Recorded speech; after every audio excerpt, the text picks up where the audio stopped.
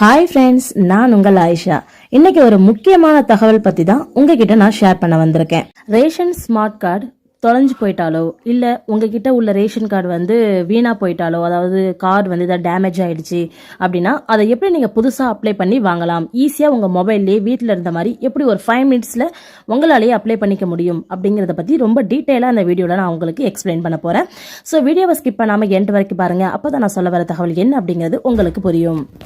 நான் உங்களுக்கு இந்த வெப்சைட் லிங்கை நான் என்ன பண்றேன்னா டிஸ்கிரிப்ஷன்லயும் பிளஸ் கமெண்ட் செக்ஷன்லயும் கொடுக்குறேன். நீங்க அங்க போயிட்டு டச் பண்ணி டைரக்டா உள்ள வந்துக்கோங்க. இந்த வெப்சைட்டுக்குள்ளார நீங்க வந்ததுக்கு அப்புறம் பாத்தீங்கன்னா உள்ளார இந்த வெப்சைட் இது போலதான் இருக்கும். சோ இதுல வந்து ஸ்க்ரோல் பண்ணி பாத்தீங்கன்னா மொத்தமாவே நம்ம மாவட்டங்கள் எத்தனை, என்ன டீடைல்ஸ், அப்படி அதாவது ரேஷன் சம்பந்தமான அனைத்து டீடைல்ஸுமே பாத்தீங்கன்னா இந்த சைட்ல வந்து கொடுத்திருப்பாங்க. அதை நீங்க பொறுமையா கூட நீங்க ஸ்க்ரோல் பண்ணி பாத்துக்கோங்க. ஓகேவா? இப்ப நம்ம என்ன பார்க்க போறோம்னு பாத்தீங்கன்னா ஒரு டூப்ளிகேட், அதாவது நம்மளுடைய ஸ்மார்ட் கார்டு வந்து தொலைஞ்சு போயிடுச்சு அல்லது வந்து வேற ஏதாவது டேமேஜ் ஆயிடுச்சு அப்படிங்கிற பட்சத்துல ஒரு புது ஸ்மார்ட் கார்டை எப்படி நம்ம வந்து, அதாவது டூப்ளிகேட் ஸ்மார்ட் கார்டை எப்படி நம்ம அப்ளை பண்றதுன்னு தான் பார்க்க போறோம். இதுல நகல் மின்னணு குடும்ப அட்டைன்னு ஒரு ஆப்ஷன் இருக்கு பாத்தீங்களா? அதுக்கு கீழே பாருங்க, நகல் மின்னணு குடும்ப அட்டை விண்ணப்பிக்க அப்படின்னு ஒரு ஆப்ஷன் இருக்குல்ல, அந்த ஆப்ஷனை டச் பண்ணி தான் இப்ப நம்ம உள்ள போயிட்டு புதுசா நம்ம அப்ளை பண்ண போறோம். ஓகேவா? இப்ப நம்ம அதை டச் பண்ணி உள்ள போயிட்டோம். உள்ள போனோம்னா பாத்தீங்கன்னா ஃபர்ஸ்ட் இதுல என்ன கேட்பாங்கன்னா, உங்களுடைய ஸ்மார்ட் கார்டு இருக்கு இல்லையா, அந்த ஸ்மார்ட் கார்டுல ஆல்ரெடி நீங்க லிங்க் பண்ணி வச்சிருக்கிற உங்களுடைய கைபேசி எண், கண்டிப்பா உங்களுடைய ஸ்மார்ட் கார்டுல உங்களுடைய மொபைல் நம்பர் வந்து கனெக்ட்ல இருக்கணும். அப்படி இருந்தால் மட்டும்தான் உங்களால இதுல லாகின் பண்ணி உள்ள போயிட்டு உங்களுக்கான ஸ்மார்ட் கார்டை நீங்க வந்து அப்ளை பண்ணிக்க முடியும். ஓகேவா? நான் ஆல்ரெடி வந்து என்னுடைய மொபைல் நம்பரை வந்து இதுல லிங்க் பண்ணி வச்சிருக்கிறதுனால என்னுடைய மொபைல் நம்பரை போட்டுட்டு கீழே கேப்சா குறியீடுன்னு ஒரு ஆப்ஷன் இருக்கு இல்லையா, அந்த இடத்துல உள்ள கேப்சா நம்பரை பார்த்து நான் கரெக்டா இதுல வந்து இந்த பாக்ஸ்ல வந்து நான் என்டர் பண்ணிக்கிறேன். பண்ணிட்டு பதிவு செய் அப்படின்னு சொல்லி நான் கொடுக்கும்போது எனக்கு உள்ள போயிட்டு ஒரு ஓடிபி வந்து கிரியேட் பண்ணி கொடுப்பாங்க. சோ அந்த ஓடிபி நம்ம மொபைலுக்கு ஏதோ ரிசீவ் ஆயிடுச்சு பாத்தீங்களா, TNEPDS வரும். ஸோ அந்த ஓடிபியை பார்த்து நீங்க கரெக்டா இதுல வந்து டைப் பண்ணிக்கோங்க. நீங்க டைப் பண்ணதுக்கு அப்புறம் பாத்தீங்கன்னா பதிவு செய் அப்படின்னு அதுல ஒரு ஆப்ஷன் இருக்கும். அந்த ஆப்ஷனை டச் பண்ணிட்டு நீங்க டைரக்டா வந்து உள்ள வந்து போயிட வேண்டியதுதான். நம்ம இந்த வீடியோவை உங்களுக்கு கைட் பண்றதுக்காக எக்ஸ்பிளைன் பண்றதுனால மட்டும்தான் இந்த வீடியோவானது ஒரு 10-12 நிமிஷம் வந்து லென்த் வந்து போகுதே தவிர, நீங்க இதை உங்க மொபைல்ல ஒரு டைம் பார்த்து நீங்க போடும்பொழுது ஜஸ்ட் ஒரு 5 மினிட்ஸ் கூட உங்களுக்கு ஆகாது இந்த ப்ராசஸ்லாம் நீங்க செஞ்சு முடிக்கிறதுக்கு. ஜஸ்ட் உங்களுக்கு எக்ஸ்பிளைன் பண்ணணுங்கிறதுக்காக தான் இந்த வீடியோ லென்த் ஆகுது. ஓகேவா? அதனால நமக்கு இவ்வளவு நேரம் ஆகுமா இதை பண்றதுக்கு நீங்க வந்து யோசிக்க வேணாம். நீங்க பண்ணும்போது ஜஸ்ட் இதை நீங்க அண்டர்ஸ்டாண்ட் பண்ணிட்டு நீங்க பண்ண ஸ்டார்ட் பண்ணீங்க அப்படின்னா கண்டிப்பா ஒரு 2 மினிட்ஸ்க்குள்ள நீங்க வந்து இந்த ப்ராசஸ் வந்து முடிச்சிட முடியும். ஓகேவா? இப்ப அந்த ஆப்ஷன் நம்ம டச் பண்ணி உள்ள வந்திருக்கோம். உள்ள வந்தோன்னா பாத்தீங்கன்னா ஃபர்ஸ்ட்ல இப்படிதான் காட்டுவாங்க. அதாவது அந்த அட்டை இப்ப நம்ம பெறறதுக்கான வழிமுறைகள் என்னென்னு சொல்லி கொடுத்திருப்பாங்க. கட்டணம் செலுத்தும் போது கவனிக்க வேண்டிய முக்கியமான டீடைல்ஸ்லாம் வந்து என்ன அப்படிங்கிறது வந்து கொடுத்திருப்பாங்க. நம்ம பேமெண்ட் பண்ணதுக்கு அப்புறம் என்ன பண்ணணும்னா அங்க ஒரு லாஸ்ட்ல வந்து ரிசிப்ட் மாதிரி ஒன்று கொடுப்பாங்க. நம்ம மொபைல்ல பண்ணும்போது ஸ்கிரீன்ஷாட் பிடிச்சு நம்ம வச்சுக்கணும். ஒருவேளை சிஸ்டத்துல பண்றீங்கன்னா நீங்க பிரிண்ட் அவுட் பண்ணி வச்சுக்கலாம், இல்லைன்னா PDF ஃபைலா வந்து நீங்க வந்து சேவ் பண்ணிக்கலாம். இந்த பேமெண்ட் ஸ்டெப்ல நம்ம பேமெண்ட் பண்ணதுக்கு அப்புறமா அந்த ரிசிப்ட் ஓப்பன் ஆகும் இல்லையா, அந்த ரிசிப்ட் அப்புறம் நான் உங்களுக்கு அந்த டீடைல்ஸ் வந்து சொல்றேன். பேமெண்ட் எவ்வளவு பண்ணணும்னு பாத்தீங்கன்னா 50 rupees வந்து நம்ம வந்து பண்ற மாதிரி இருக்கும். நம்ம குடும்ப அட்டை இருக்கு இல்லையா, அதை அச்சிடுறதுக்காக 20 ரூபாயும், அஞ்சல் வழியில அவங்க நமக்கு சென்ட் பண்ணுவாங்க இல்லையா, போஸ்ட் ஆபீஸ் மூலமா அனுப்புவாங்க இல்லையா, அந்த செலவும் பிளஸ் வந்து இதர செலவுகளும் ஒரு 30 ரூபாயும், மொத்தம் பாத்தீங்கன்னா 50 ரூபாய் வந்து இவங்களுக்கு நம்ம வந்து பே பண்ற மாதிரி இருக்கும். ஓகேவா?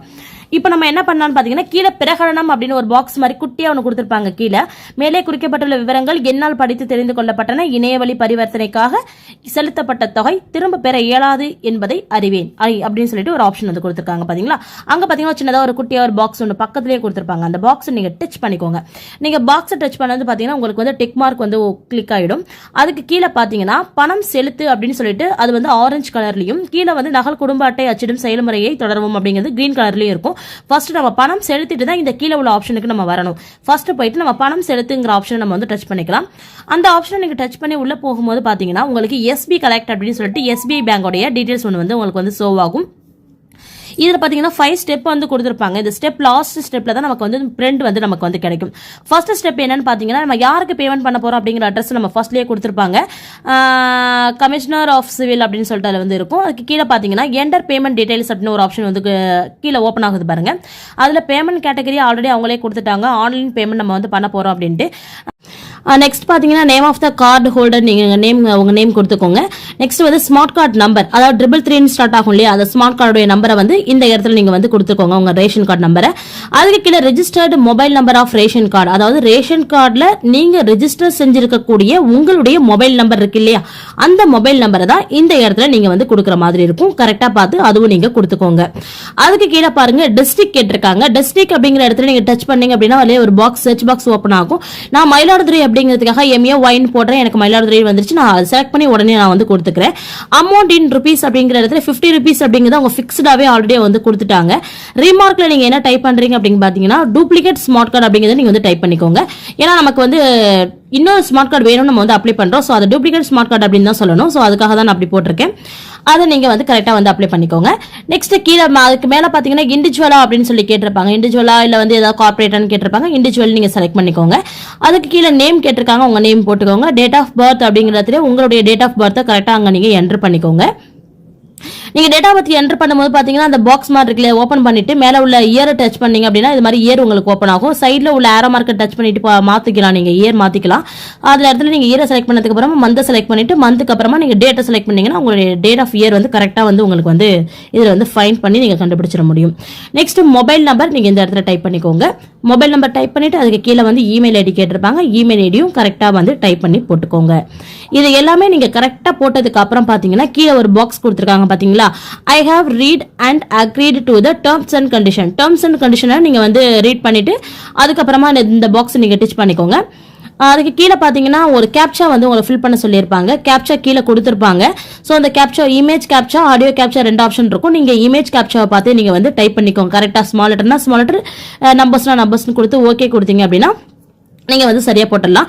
நான் என்னன்னா கார்டு ஹோல்டர் நேம் வந்து கொடுக்காம விட்டுருந்திருக்கேன். ஸோ அதனால எனக்கு அந்த ஆப்ஷன் கரெக்டா வந்து வெளில காமிச்சிடுச்சு. நான் மறுபடியும் அதை கொடுத்துட்டு நெக்ஸ்ட் அப்படிங்கிற ஆப்ஷனை நான் இப்போ கொடுக்குறேன். ஓகேவா, இப்போ நெக்ஸ்ட் நான் கொடுத்தது பாத்தீங்கன்னா செகண்ட் இதுமே பாத்தீங்கன்னா கிரீன் டிக்ல மாறிட்டு பாருங்க. இப்போ நம்ம என்னென்ன டீடைல்ஸ் நம்ம உள்ள கொடுத்தோமோ எல்லா டீடைல்ஸுமே இங்க கரெக்டா வந்து சோவாக ஆரம்பிச்சிடும். ஸோ இந்த டீடைல்ஸ் எல்லாமே ரொம்ப சரியா இருக்கா அப்படிங்கறத நீங்க ஒன்ஸ் வேணா நீங்க வந்து செக் பண்ணிக்கலாம். ஓகேவா, நீங்க கொடுத்த உங்களுடைய நேமா இருக்கட்டும், இல்ல உங்களுடைய ஸ்மார்ட் கார்டு நம்பரா இருக்கட்டும், உங்களுடைய ரெஜிஸ்டர்ட் மொபைல் நம்பரா இருக்கட்டும், ஒரு டிஸ்ட்ரிக்டா இருக்கட்டும், எல்லாமே இங்க வந்து உங்களுக்கு ஷோ ஆகும். அது கரெக்டா இருக்கு அப்படின்னா நெக்ஸ்ட் நீங்க கொடுத்துருங்க. நீங்க நெக்ஸ்ட் கொடுத்துட்டீங்கன்னா கம்ப்ளீட் பேமெண்ட் அப்படின்னு ஒரு ஆப்ஷன் வந்து உங்களுக்கு வந்து ஓப்பன் ஆகும். அந்த இடத்துல பாத்தீங்கன்னா நீங்க பேமெண்ட் எப்படி பண்றீங்க அப்படின்ட்டு கேட்டிருப்பாங்க. கார்டா இல்ல வந்து ஏதாவது யூபிஐ ஐடியில் பண்ண போறீங்களா இல்ல நெட் பேங்கிங்கிற மாதிரி வந்து கேட்டிருப்பாங்க. ஸோ நான் வந்து யூபிஐ ஐடி தான் வந்து இப்போ நம்ம வந்து பண்ண போறது. யூபிஐ பார்த்தீங்கன்னா ரொம்ப ஈஸியாக தான் இருக்கும். ஆக்சுவலாக என்னன்னா நைட் ஒரு 10:30 மேலே நீங்கள் வந்து பண்ண முடியாது. ஸோ அதுக்கப்புறம் நீங்கள் ட்ரை பண்ண வேணாம். டே டைம்ல நீங்கள் கண்டிப்பாக இதை வந்து ட்ரை பண்ணலாம். ஓகேவா, நான் இப்போ யூபிஐ மூலயமா தான் நான் இவங்களுக்கு வந்து இந்த 50 rupees அப்படிங்கிறத வந்து பே பண்ண போறேன். நம்ம எப்படி பண்ணலாம் அப்படிங்கிறத இப்போ நம்ம பார்க்கலாம். இல்லை நீங்க ஏதாவது கார்டு வச்சு பண்றீங்க அப்படிங்கன்னா தாராளமாக நீங்க வந்து பண்ணிக்கலாம். ஓகேவா, அது உங்களுடைய விருப்பம் தான். நான் யூபிஐல உங்களுக்கு இப்போ நான் பண்ணி காட்டுறேன். நீங்க யூபிஐ சொல்லிட்டு டச் பண்ணீங்க அப்படின்னா ஃபர்ஸ்ட் உங்களுக்கு பேமெண்ட் மோட் சொல்லிட்டு யூபிஐன்னு செட் ஆயிடும். உங்களுடைய எஸ்பி கலெக்ட் ரெஃபரன்ஸ் நம்பர் அப்படின்னு சொல்லிட்டு அவங்க ஒரு நம்பர் வந்து ஒன்னு கொடுத்திருப்பாங்க. டிரான்சாக்ஷன் அமௌண்ட் 50 rupeesங்கிறத அவங்க கொடுத்திருப்பாங்க. இதுல QR கோடுன்னு இருக்கு இல்லையா, அதை நீங்க டச் பண்ணீங்க அப்படின்னா அவங்க உங்களுக்கு ஒரு QR கோடு ஒன்னு கொடுப்பாங்க. இல்லைன்னா VPA மூலமா வந்து சென்ட் பண்ண சொல்லியிருப்பாங்க. நம்ம இப்ப பண்ண போறது எப்படின்னு பாத்தீங்கன்னா QR கோடு மூலமா தான் நம்ம இப்ப வந்து பேமெண்ட் வந்து உங்களுக்கு 50 rupees வந்து சென்ட் பண்ண போறோம். எப்படின்னு பார்க்கலாம். இந்த QR கோடை நீங்க டச் பண்ணிக்கிட்டேன். இவங்க என்னன்னா 5 minutes வந்து டைம் டியூரேஷன் வந்து கொடுத்திருப்பாங்க. நான் இப்ப என்ன பண்ணிக்கிறேன்னா இதை ஜஸ்ட் ஒரு ஸ்கிரீன்ஷாட் எடுத்துக்கிறேன். இத ஸ்கிரீன்ஷாட் எடுத்து இந்த ஸ்கிரீன்ஷாட்டை நான் டக்குன்னு என்ன பண்றேன்னா என்னோட இன்னொரு மொபைலுக்கோ இல்ல எனக்கு என் வீட்டுல உள்ள வேற யாரோடைய மொபைலுக்கோ நான் உடனே இதை வந்து சென்ட் பண்றேன். நான் அவங்களுக்கு சென்ட் பண்ணிட்டு நெக்ஸ்ட் என்ன பண்றேன்னா என்னுடைய போன்பேவை ஓபன் பண்றேன். நான் அனுப்பின பிக்சர்ல இருக்கிற QR கோடை ஸ்கேன் பண்ணி உடனே அவங்களுக்கு 50 rupees நாங்க பே பண்ணிடுறேன். நீங்க பே பண்ணிட்டு இந்த பேஜ் நீங்க உங்க மொபைல்ல நீங்க ஓபன் பண்ணி பாத்தீங்க அப்படின்னா உடனே உங்களுக்கு ஒரு கிரீன் டிக் வந்து ஓபன் ஆயிருக்கும். பேமெண்ட் ஆனதும் அவங்களுக்கு சென்ட் ஆயிருக்கும். ஓகேவா, அவ்வளவுதான் ஃப்ரெண்ட்ஸ், எல்லாமே சென்ட் ஆயிடுச்சு. இப்ப லாஸ்டா பாருங்க பிரிண்ட் அப்படின்னு ஒரு ஆப்ஷன் இருக்கு இல்லையா, அந்த பிரிண்ட்ங்கிற ஆப்ஷனை நீங்க கொடுத்து உடனே இந்த பேஜை நீங்க வந்து பிரிண்ட் அவுட் பண்ணிக்கலாம்.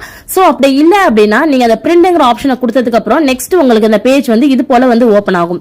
அந்த இடத்துல மறுபடியும் ஒரு பிரிண்ட்னு ஒரு ஆப்ஷன் இருக்கும். சோ அந்த பிரிண்ட்ங்கிற ஆப்ஷனை நீங்க கொடுத்தீங்க அப்படின்னா உங்களுக்கு ஒரு பாக்ஸ்க்குள்ள ஒரு பேஜ்க்குள்ள அடங்குற மாதிரி இந்த அப்ப சீட் வந்து உங்களுக்கு வந்து கிடைக்கும். சோ இந்த சீட் அப்படியே நீங்க ஸ்கிரீன்ஷாட் எடுத்து இந்த பேஜ் மட்டுமே நீங்க வந்து க்ரோப் பண்ணி வச்சுக்கலாம். ஓகேவா, இப்போ நான் அதை ஸ்கிரீன்ஷாட் எடுத்து உங்களுக்கு க்ரோப் பண்ணி காட்டுறேன். இப்போ நான் ஸ்கிரீன்ஷாட் எடுத்துட்டு கரெக்டா அந்த பேஜ் மட்டும் அப்படியே க்ரோப் பண்ணிக்கிறேன் பாருங்க. க்ரோப் பண்ணி அப்படியே நான் அதை வந்து சேவ் பண்ணிக்கிறேன். அவ்வளவுதான். இதுதான் ஃப்ரெண்ட்ஸ் இப்போ நம்ம லாஸ்டா வந்து நம்ம வந்து அட்டாச் பண்ண போறோம், அதாவது அதுல வந்து அப்லோட் பண்ண போறோம். ஓகேவா, இந்த பேஜ் நம்ம எல்லாம் ரெடி பண்ணி வச்சாச்சு. சோ இது டே இருக்கட்டும். நெக்ஸ்ட் பாத்தீங்கன்னா ஃபர்ஸ்ட் நம்ம வந்த மாதிரியே மறுபடியும் ஃபர்ஸ்ட்ல இருந்து உள்ள வந்துருங்க.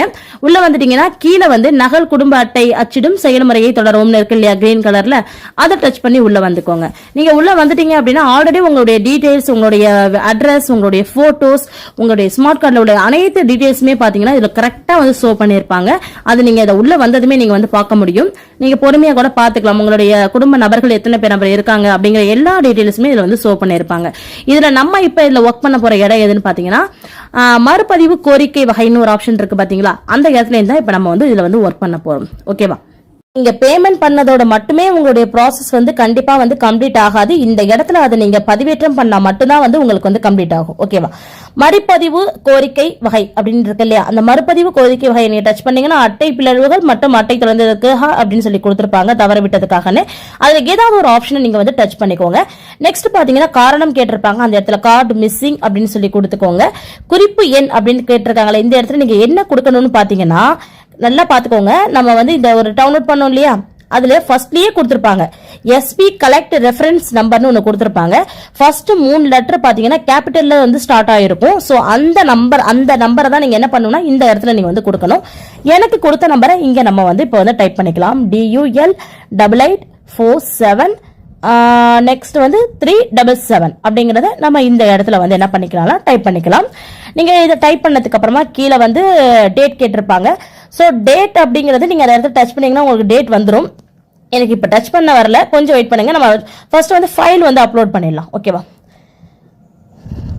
ஃபைல் வந்து கார்டு மிஸ்ஸிங் எல்லாமே கரெக்டாக நம்ம கொடுத்தாச்சு. நெக்ஸ்ட் வந்து சூஸ் ஃபைல் அப்படிங்கிற ஆப்ஷன் நீங்க டச் பண்ணீங்க அப்படின்னா இப்போ நம்ம ஒரு ஸ்கிரீன்ஷாட் எடுத்து க்ரோப் பண்ணி வச்சிருக்கோம் இல்லையா, அது உங்களுக்கு வந்து ஓப்பன் ஆகும். ஓகே, நீங்க இதை டச் பண்ணிட்டு நீங்க உங்களுடைய ஃபைல் போயிட்டு டைரக்டா அந்த பிக்சரை நீங்க டச் பண்ணி உள்ள வந்து நீங்க அப்லோட் பண்ணிட வேண்டியதுதான். கேலரி போய்க்கிறேன்.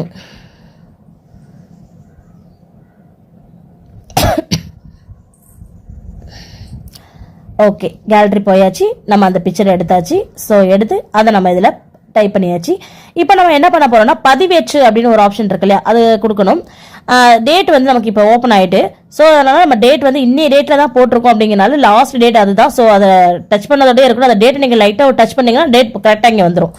அது கீழே பார்த்தீங்கன்னா பதிவேற்று அப்படின்னு இருக்கு இல்லையா, அதை நீங்க டச் பண்ணுங்க. நீங்க டச் பண்ணீங்க அப்படின்னா உங்களுடைய ஃபைல் ஆனது அவங்க வந்து அப்லோட் ஆன மாதிரி ஆயிடும்.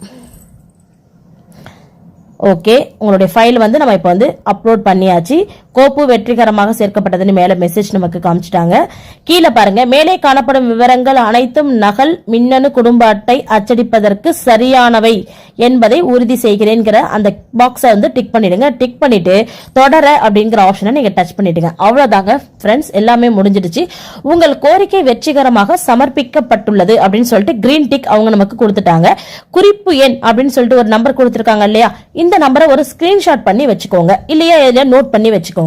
ஏன்னா இந்த நம்பரை வச்சுட்டு தான் நம்ம என்ன பண்ண போறோம்னா என்ன ஸ்டேட்டஸ்ல இருக்கு நம்மளுடைய கார்டு அப்படிங்கறத நம்ம அதை வச்சுதான் நம்ம வந்து செக் பண்ணணும். அது எங்க போய் செக் பண்ணணும்னு பாத்தீங்கன்னா நகல் மின்னணு குடும்ப அட்டை விண்ணப்பிக்கன்னு ஒரு ஆப்ஷன் பார்த்தோம். கீழே பாருங்க விண்ணப்பத்தின் நிலை அப்படின்னு இருக்கு இல்லையா, அந்த ஆப்ஷனை நீங்க வந்து டச் பண்ணிக்கணும்.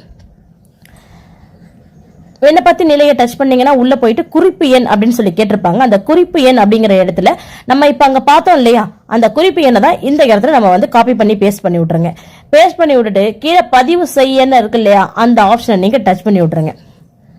ஏன்னா நம்ம ஜஸ்ட் நவ் இப்பதான் நான் இது லைவ்ல தான் பண்ணிட்டு இருக்கேன். நம்ம இப்பதான் வந்து அப்ளை பண்ணோம். அப்ளை பண்ண உடனே நம்மளுடைய ஸ்டேட்டஸ் போயிட்டு உள்ள போய் செக் பண்ணிட்டு இருக்கோம். ஓகேவா, மறுபதிவு கோரிக்கை வகை என்னன்னா கார்டு லாஸ்ட் மிஸ்பிளேஸ்டு, அதாவது கார்டு வந்து லாஸ் ஆயிடுச்சுன்னு சொல்லிட்டு நம்ம வந்து லாஸ்ட் ஆயிட்டுன்னு நம்ம வந்து போட்டிருக்கோம். விண்ணப்பம் பதிவு செய்யப்பட்ட டேட் பாத்தீங்கன்னா கரெக்டா நவம்பர் 18, 2023. டைம் பாத்தீங்கன்னா ஜஸ்ட் நவ் இப்பதான். குறிப்பு எண் நம்மளுடைய குறிப்பு எண் அவங்களே கொடுத்துட்டாங்க. அதுக்கு கீழே பாத்தீங்கன்னா ஃபர்ஸ்ட் ஸ்டெப், அதாவது நம்ம ப்ராசஸ் மட்டும் தான் முடிச்சிருக்கோம். ஸோ அதுக்கு மட்டும் டிக் வந்திருக்கு. செகண்ட், எதுக்காக இது வெயிட்டிங்ல இருக்குன்னா உங்கள் நகல் மின்னணு குடும்ப அட்டை கோரிக்கை வெற்றிகரமாக செயல்படுத்தப்பட்டு ஒப்புதலுக்காக காத்திருக்கிறது அப்படின்னு சொல்லி வந்திருக்கு. ஓகேவா, நீங்க அப்புறம் ஒரு 2 or 3 டேஸ்க்கு அப்புறமா நீங்க மறுபடியும் உள்ள போயிட்டு செக் பண்ணி பாக்குறீங்க, இல்ல மறுநாள் நீங்க பாக்குறீங்க அப்படின்னா அப்போ உங்களுடைய கார்டுடைய ஸ்டேட்டஸ் வந்து என்னவா இருக்கு, பிரிண்ட் ஆயிட்டு இருக்கா, இல்ல ஏதாவது போஸ்ட் பண்ணிட்டாங்களா அப்படிங்கிற டீடைல்ஸ் நீங்க டைரக்டா வந்து பாத்துக்க முடியும் இந்த குறிப்பு எண்ணுடைய வழியா. ஓகேவா? ஸோ அவ்வளோதான் ஃப்ரெண்ட்ஸ், இந்த வீடியோ உங்களுக்கு பயனுள்ளதா இருக்கும் அப்படின்ட்டு நான் நம்புறேன். அப்படி பயனுள்ளதா இருக்கு அப்படிங்கிற பட்சத்தில் கண்டிப்பா நம்ம சேனலை சப்ஸ்கிரைப் பண்ணிடுங்க, நம்ம வீடியோவை லைக் அண்ட் ஷேர் பண்ணிடுங்க. கண்டிப்பா உங்க ஃப்ரெண்ட்ஸ் எல்லாருக்குமே நம்ம வீடியோவை ஷேர் பண்ணுங்க. ஓகே ஃப்ரெண்ட்ஸ், தேங்க்யூ, பாய்.